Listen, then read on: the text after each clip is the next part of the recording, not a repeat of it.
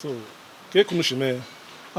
Ka ishiri mmebu anyị tete megu si na ọ bụ ihe ya bụ wee mee album wee na-ere ụbọchị emere ihe a nsịkalile juru ebe anyị mere n'Otogbo Mgbadaba.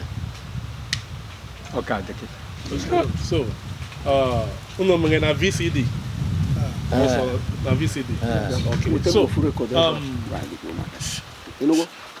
uno mere na studio or no just choir na village like this. Anyị mere na Mbaraezi etu a nushi video anyị na ka ishiri. So in the studio biazri many places. I jechere over ebe anyị jechere emechere before anyị alataza. No, you na Joe ema enwe audio. Enwekwa ma video. So the audio awo neji kunu me ko na studio.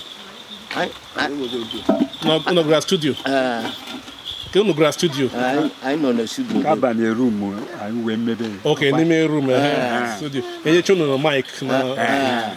So ngunu mechira nka ho, ma bia patazie nezi. Okay.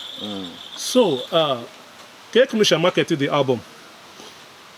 No na rie. Ai na ere. Ofu. Mana o nwere ndị oge anyị gbara izuzu, o nwere ndị bịara vukoro na erezi na shop. Okay. So any major marketer? Mba.